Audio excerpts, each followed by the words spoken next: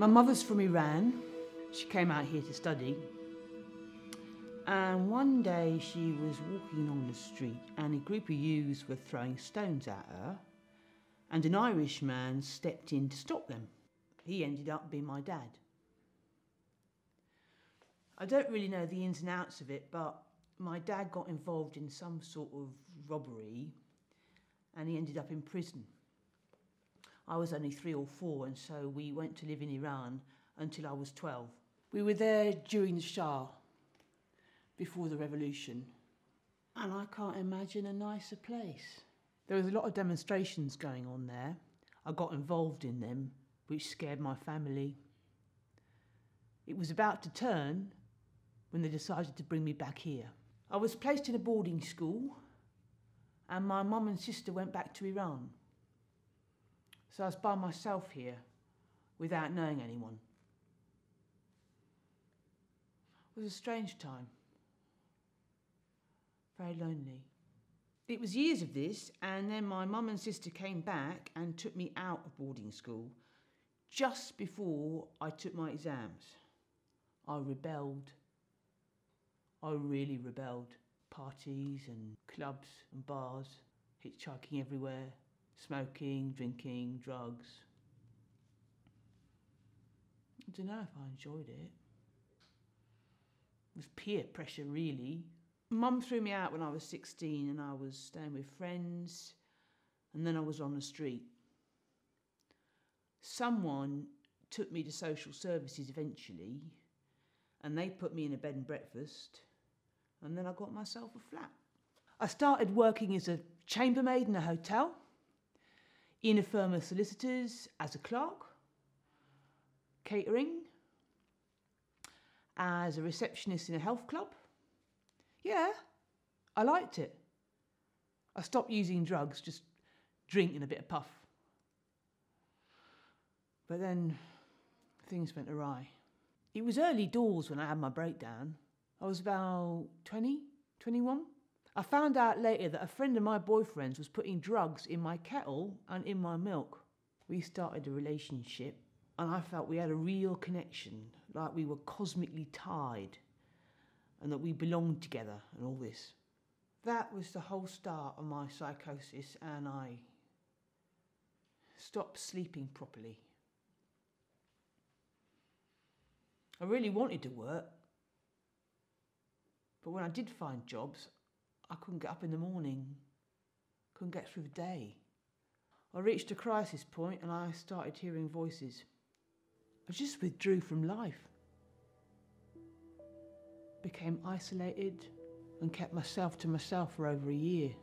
I lived on £40 a week, lost a load of weight. I was in this shell, you know, in this weird space. I hardly spoke at all.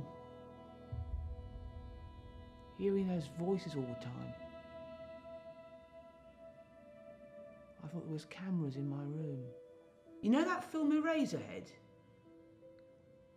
Everything's at weird angles. You can just hear the sounds of a radiator going clink, clink, clink, clink, clink, clink. I wasn't sleeping at all. I eventually went to my doctor's surgery, and while I was waiting, I couldn't stop crying, and I took my shoes and socks off. They called the police and said I was taking my clothes off. They arrested me, put me in a cell, and they got a crisis team to see me, and they sectioned me for 28 days. My diagnosis was schizoaffective disorder, which means occasional bouts of schizophrenia rather than constant, and is usually drug-induced. The medication didn't stop the voices, but it helped calm me down. I've been in hospital 25 times. The voices are there non-stop. I'd be released, then after a while, the strange feeling I used to get would overwhelm me and I'd be stuck and start smoking crack again. I became insular. I would find it difficult to hold down a conversation. You go to me, how are you? And how am I? I'm a human being. I'm made up of molecules. I had a child when I was 34. I've always loved children. The father was no one in particular, just someone asked to get me pregnant. The pregnancy got me really close to my mum and my sister, but later they took the baby off me and got custody. When she was 2 years old, I was absolutely distraught.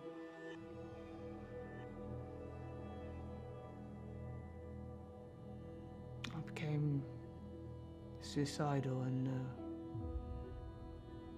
emptied out one of those red canisters of inhalers for asthma and nearly had a heart attack. I haven't seen her for 4 years. She's 17 now.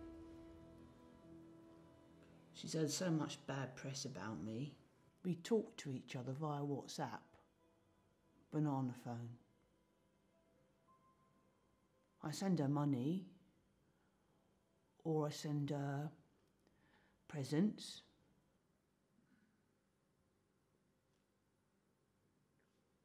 I have a longing for her. I decided to go to Portugal a few weeks ago. I got £3,500 from a previous employer pension. I just booked it online and went out that same day. I didn't have any crack from the time I got there Saturday to Thursday. And I just had such a nice time. I was just so positive and normal. I didn't have all this stress about money and about drugs. There wasn't anything on my mind. And I actually prefer being straight to being high. When I got back, where I live, people put pressure on me to school for them. I can't go away from it. I'm surrounded by it. Doesn't suit me, does it? Crack. I don't look like someone who uses. I have tried to stop, but it makes you feel so good. Makes you feel so bad as well. My experience of social services. I haven't had a lot of choice in the matter. I become very deluded when I'm ill, so it helps me to get back into focus. I appreciate that.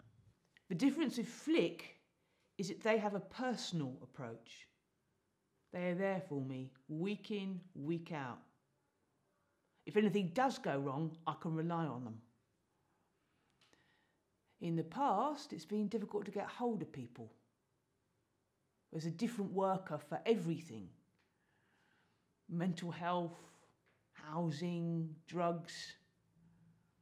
With Flick, they can cover everything. They've got a budget for art materials for me. I do a lot of quite good art, and that helps me cope with life. When I'm doing it, I'm happy. At peace, I sleep properly. Release, isn't it? Social services can sort out a lot of things, but they can't sort out your head. At the end of the day, you have got to sort out your head. What a waste of time. 52 years. What a total waste. I don't feel bitter. It's what you make it. And I haven't been able to make a lot of it. Don't judge us.